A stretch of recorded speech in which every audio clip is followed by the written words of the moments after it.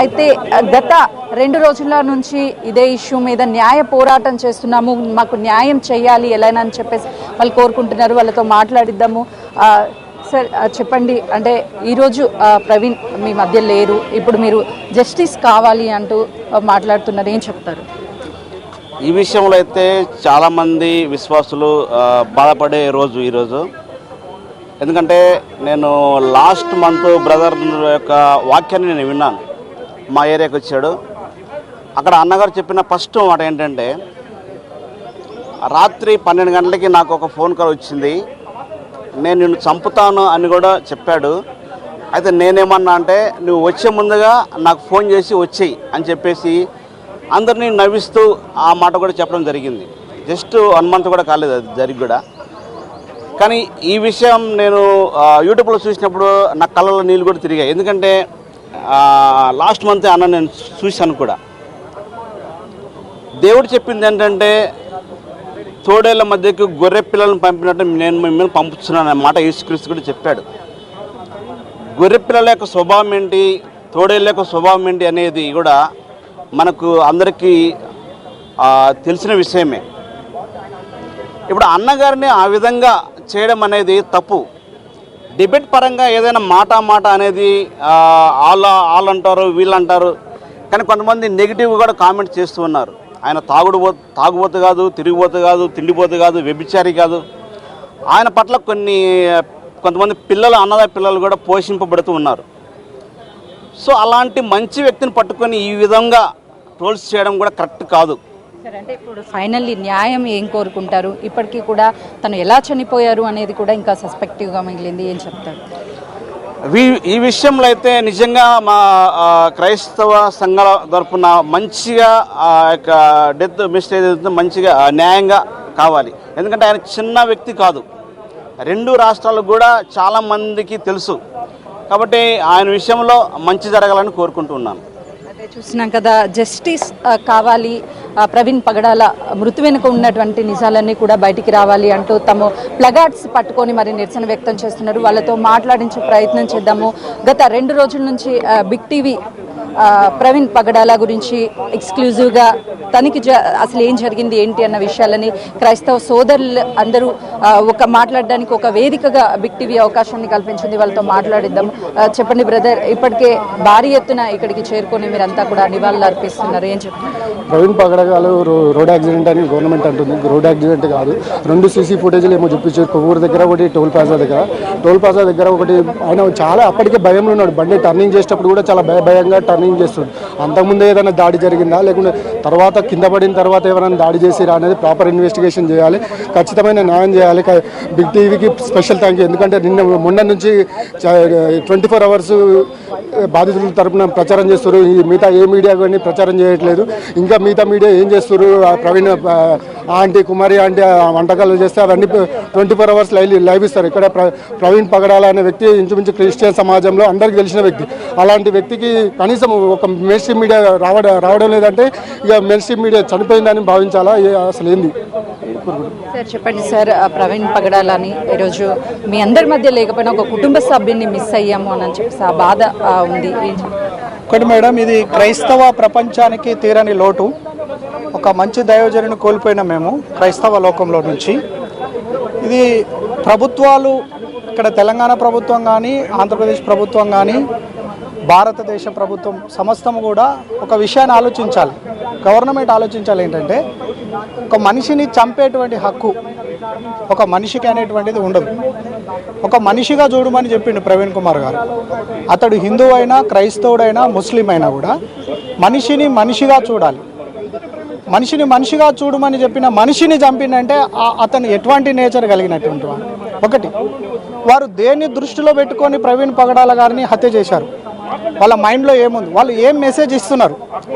ఈరోజు భారతదేశానికి, భారతదేశ ప్రజలందరికీ ఆ చంపినటువంటి వ్యక్తులు కానీ, వాళ్ళ వెనకాల ఉన్నటువంటి వాళ్ళు కానీ ఏం మెసేజ్ ఇస్తున్నారు? అంటే మనుషులను చంపండి అనే మెసేజ్ ఇస్తున్నారా, లేకపోతే మనుషులను కాపాడండి అనే మెసేజ్ ఇస్తున్నారా? రెండో విషయం ఏంటిదేంటంటే, చట్టాన్ని వాళ్ళు చేతిలోకి తీసుకున్నారు కదా.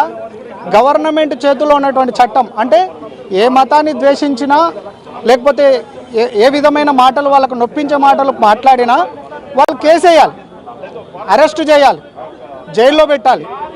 ప్రభుత్వము శిక్షించడానికి ఇక్కడ రెడీగా ఉంది. కానీ ప్రభుత్వాన్ని కూడా పక్కకు పెట్టిరనంటే ప్రభుత్వాన్ని వాళ్ళు చేతకాని వారుగా చూస్తున్నారా అనే విషయాన్ని చెప్పాలి. ప్రవీణ్ పగడాల ఎంతో మంది ఆర్ఫన్స్ని చేరతీసి వాళ్ళకు ఒక లైఫ్ని ఇచ్చారు. తన సాఫ్ట్వేర్ కంపెనీస్ని రన్ చేసి ఎంతో మంది యువతికి ఉద్యోగ అవకాశాలు కల్పించారు.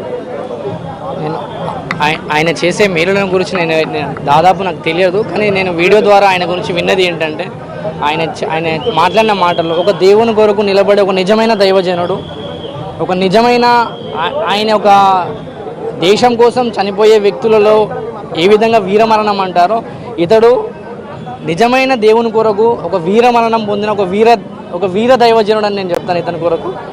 ఇంకోటి, ఇతడు నిజాలు చెప్పే వ్యక్తి.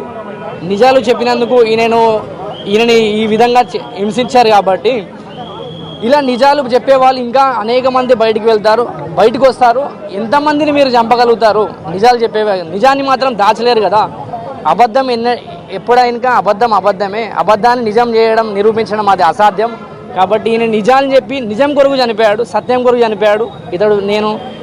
ఇతడు ఒక క్రైస్తవ జీవితంలో కానీ ఈ ప్రపంచంలో ఇతడు ఒక నిజమైన హతసాక్షి. నేను దేవునికి స్తోత్రం ఇతని విషయంలో.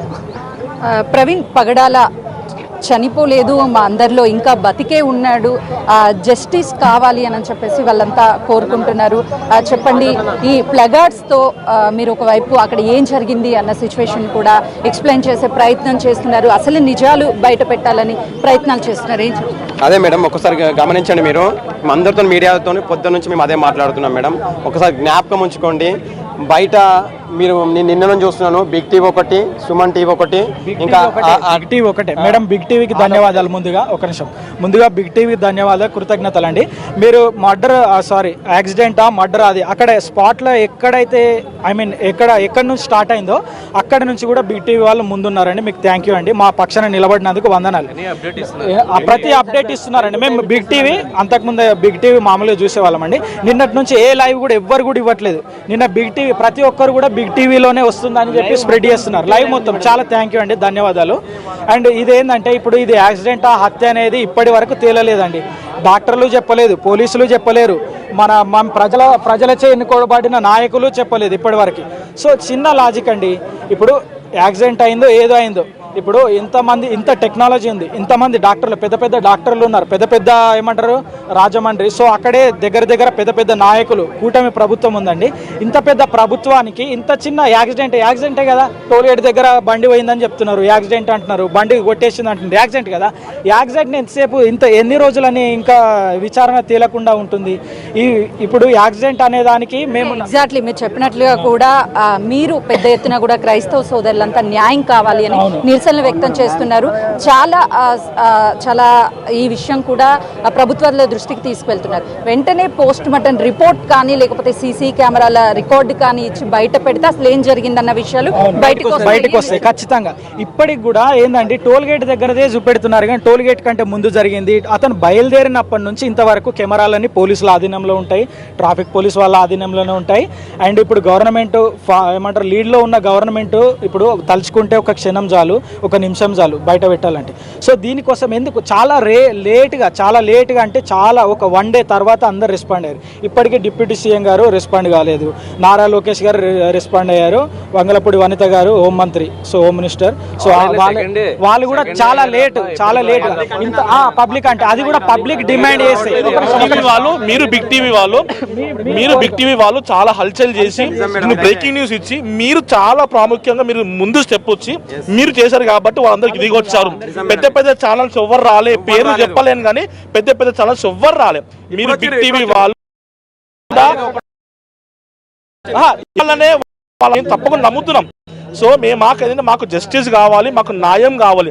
ఆయన ఏం ఇలా ఉండాలి, మనం ఇలా బతకాలి, దేవుడు ఇలాగ మనకి చేసి చూపించాడు, చనిపోయి లేచాడు, మరలా రాబోతున్నాడు, అందరు నమ్ముకుంటే అందరికీ పరలోకం ఉంటుంది, అంత నరకానికి వెళ్ళకూడదు ఇష్టం ఉంటుంది కాబట్టి ఆయన ఎంతో ఓపికగా అర్థం చేపించని చెప్పారు. అయితే లాస్ట్ వీడియోలో నేను ఒక్కనే వస్తాను, నేను ఒక్కనే వెళ్తాను, నా ముందు నేను 10 మందిని వేసుకొని తిరిగాను, నేనే డ్రైవ్ చేసుకుంటూ వస్తానన్న వీడియోస్ కూడా ఒక ప్రూఫ్ అందరికీ.